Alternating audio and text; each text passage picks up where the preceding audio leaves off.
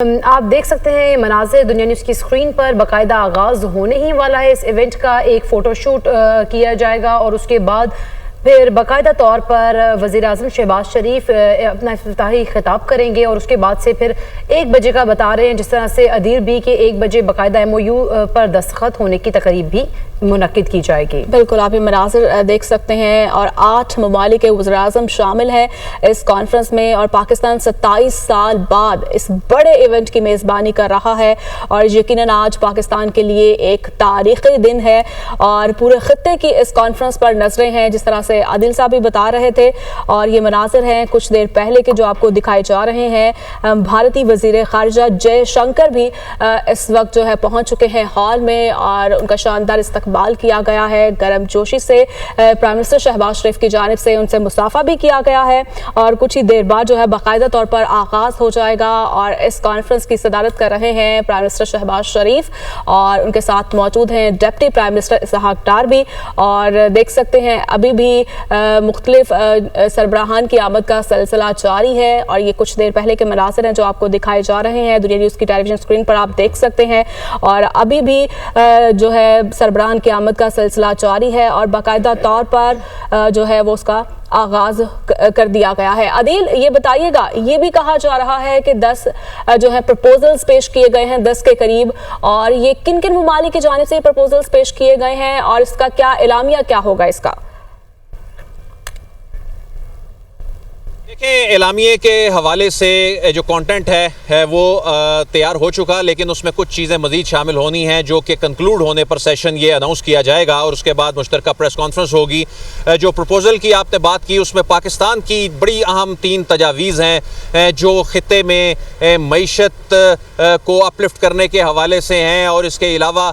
जो कनेक्टिविटी और तिजारत के हवाले से हैं। लेकिन यहाँ मैं ये बताना चाहूँगा कि जो सितंबर में होने वाला वज़राए तिजारत जो मेंबर्स का इजलास था उसमें कुछ सिफारिशात तैयार की थी। तो यानी जो हम बात करते आ रहे हैं कि ये सेशन तिजारत के हवाले से, कनेक्टिविटी के हवाले से, मईशत के हवाले से बहुत आम है और खालिस्तन जो तमाम चैप्टर्स में से ये जो हेड ऑफ गवर्नमेंट्स का ये सेशन है उसका जो कोर फोकस है वो तो है ही तिजारत और मईशत, कनेक्टिविटी और SCO के जो अपने एडमिनिस्ट्रेटिव और माली मामलात हैं। तो ऐसे में जो वज़राए तिजारत की जो इजलास था सितंबर में होने वाला, उसमें जो सिफारिशात तैयार की गई थी वो सिफारिशात आज बाकायदा पेश की जाएंगी इस बड़े फोरम पे, सुपीरियर फोरम पे, और उनकी मंजूरी ली जाएगी और उसके बाद खिते में कनेक्टिविटी और उसके ज़रिए तिजारत का एक नया बाब जो है वो ओपन होने जा रहा है। तो हम इस वक्त इस्लामाबाद से आपको जो लाइव अपडेट कर रहे हैं, इस वक्त जो आलमी रहनुमा आलमोस्ट ज़्यादातर पहुँच चुके, जो SCO के 10 मेंबर्स और एक मुबस्सिर और मेहमान खुसूसी, जब प्राइम मिनिस्टर ने नायब वज़ीर आज़म और फॉरेन मिनिस्टर इसहाक डार के साथ उनका इस्तकबाल किया, बड़ा पुरतपाक इस्तकबाल जो है वो प्राइम मिनिस्टर की जानिब से किया गया। अब ये रिसेप्शन, ये जब उनका इस्तकबाल करने के बाद अब जो अगला मरहला है वो अगला मरहला जो है वो फ़ोटो सेशन हो के बाद प्राइम मिनिस्टर जो हैं वो स्पीच करेंगे, खिताब करेंगे शुरका से, और इस फोरम के जो दीगर शुरका हैं, आलमी रहनुमा हैं, वो उसके बाद अपना इजहार ख्याल करेंगे। तो जो शेड्यूल है, जो टाइम टेबल है, उसके मुताबिक लगभग 1 बजे के करीब जो डॉक्यूमेंट साइनिंग सेरेमनी होगी जिसमें बहुत से MOU साइन होने हैं इस मल्टीलैटरल फोरम पे। हमने देखा कि गुज़िश्ता 2 रोज़ से जो डेवलपमेंट थी उसमें 2 तरफ़ा बातचीत, 2 तरफ़ा जो मुज़ाकरात थे, 2 तरफ़ा वफूद की सतह पर इंगेजमेंट्स थी, इंटरेक्शन हुए। लेकिन आज वो मौका आन पहुंचा है कि इस मौके पर अब वो मल्टीलैटरल फोरम जिस पर दुनिया की नज़रें हैं, खित्ते के बड़े अहम ममालिक, जो दुनिया का सबसे बड़ा रीजनल फोरम है, जो दुनिया के GDP में 32% से ज़्यादा का इम्पैक्ट रखता है, वो फोरम अपनी तिजारत के हवाले से, अपनी मईशत के हवाले से, अपनी कनेक्टिविटी के हवाले से बड़े फैसले करने जा रहा है। और आज इस्लामाबाद के शानदार इंतजामात जो हैं वो देखकर जो गैर मुल्की सहाफ़ी हैं, रशियन जो जर्नलिस्ट हैं, उन्होंने बहुत हैरानी और इत्मीनान का और खुशी का इजहार किया। जो इंडियन जर्नलिस्ट के साथ हमारा इंटरेक्शन हुआ, उन्होंने यहाँ के इंतजामात को देख के बहुत प्रेज़ किया। जो दीगर जो चाइनीज़ जर्नलिस्ट हैं, जो दीगर ममालिक से ताल्लुक़ रखने वाले जर्नलिस्ट यहाँ पर सैकड़ों की तादाद में पहुँचे हैं, उन्होंने वो इस वक्त बड़ी स्क्रीन्स के सामने विटनेस कर रहे हैं कि उनके मुल्क के जो लीडरशिप है उसको पाकिस्तान किस तरह से रिसीव कर रहा है। और पाकिस्तान जो है उसने इस बड़े इवेंट का शानदार इनकाद किया। तो इस वक्त अब बहरहाल ये प्रॉपर उस मरहले में कॉन्फ्रेंस दाखिल हो गई। 15 और 16 की तारीख जो अनाउंस की गई थी, तो ये 16 तारीख का ये वो वक्त आन पहुंचा है कि कॉन्फ्रेंस का ऑलमोस्ट बाकायदा आगाज़ हो गया है। और बाकायदा आगाज़ कॉन्फ्रेंस का जो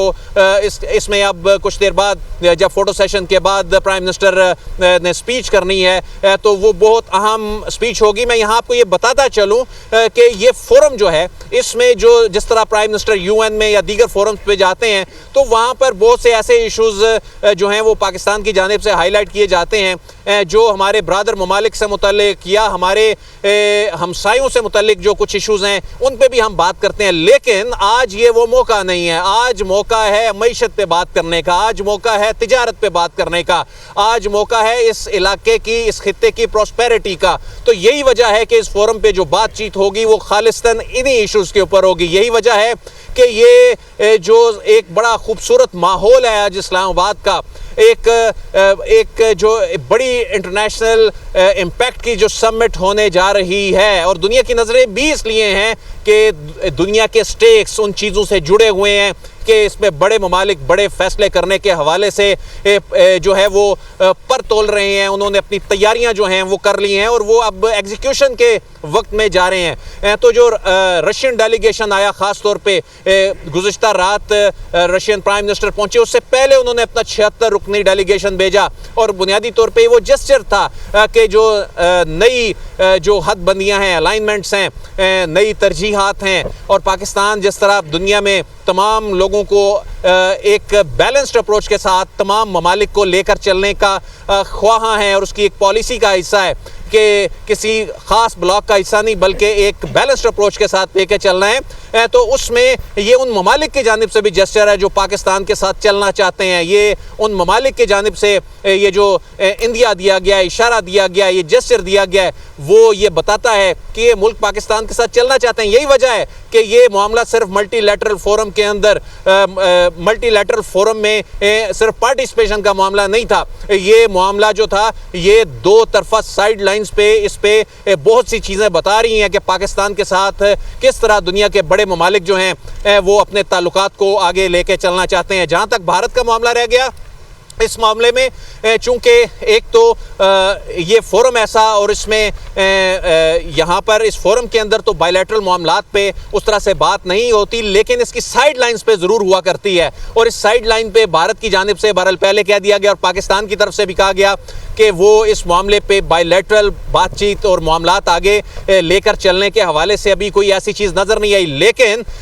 जो इंडियन जर्नलिस्ट थे उनसे हमारी कल बात हुई, उन्होंने इस ख्वाहिश का वो इजहार करते दिखाई दिए और उन्होंने जो गुफ्तगू की वो ये कह रहे थे कि अलबत्ता इस फोरम ने एक ऐसा एनवायरनमेंट ज़रूर पैदा कर दिया है कि ये फोरम जो है ये दोनों मुल्कों के दरमियान इस वक्त एक जो सफारती सरदमहरी है उसका किसी हद तक कोई खात्मा हो, कभी ना कभी तो मामलात बातचीत आगे बढ़नी है। तिजारत के हवाले से, सफारती ताल्लुकात के हवाले से दोनों मुल्कों के जो सफ़ीर हैं वो अभी तक 2019 के बाद नहीं भेजे गए। दोनों मुल्कों की तिजारत जो है वो आलमोस्ट ज़ीरो है। तो ऐसे में ये सफारती मामलात हों, तिजारत के मामलात हों या दीगर मामलात हों, उनमें जो भारत के साथ जो 2019 बल्कि इससे भी पीछे चले जाएं तो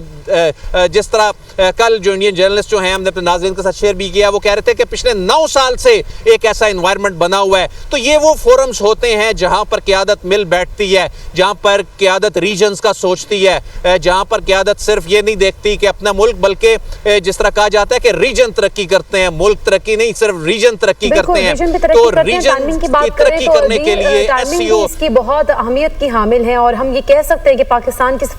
सिफारतकारी के नए दौर का आगाज़ भी हो रहा है।